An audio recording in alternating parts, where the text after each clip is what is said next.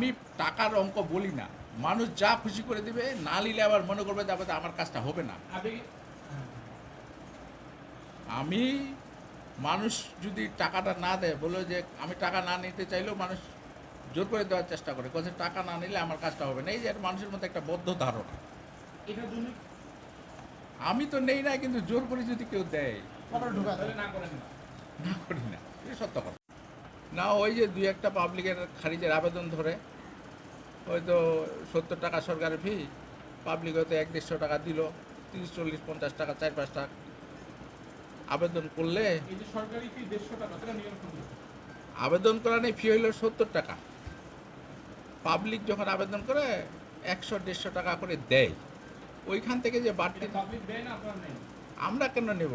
পাবলিকে দেয়। পাবলিকে দেয় আবেদন করার জন্য, বলে যে ভাই আপনি আমার আবেদনটা করে দেন, আমি আপনাকে টাকা দিচ্ছি। তো সরকারি ফি যায় 70 টাকা, হয়তো 100 টাকা দিল, 30 টাকা তার টিকলো।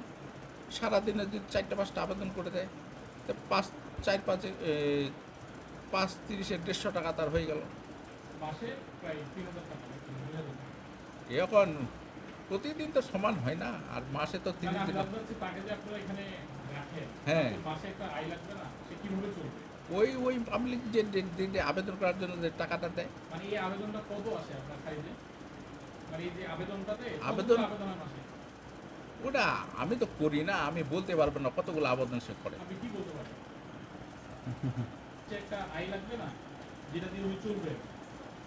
ও যেটা আবেদন করে, মনে করেন যে কোনো দিন হয়তো 4টা আবেদন করলো, টাকা আপনি পাব আমার কথাটা বুঝেন না। আমি বলতেছি প্রতি মাসে প্রতি মাসে 50-60টা।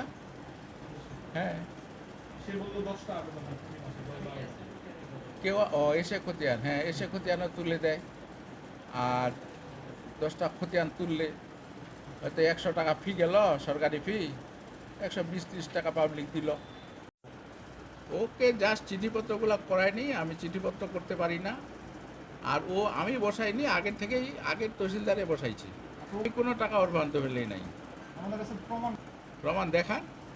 নেন না এটাই নাকি? না, আমি নেই না। আমি আচ্ছা, কেন তাও ওর কি কাছ এই থেকে অফিসে টাকা নেব? থাকার কোনো নিয়ম আছে কি? থাকার তো নিয়ম নাই, কিন্তু আগে থেকে আমরা পারি না বিধায় ওদেরকে রাখছি বাইরের ছেলেকে এটা কম্পিউটারের কাজগুলো করার জন্য। ও।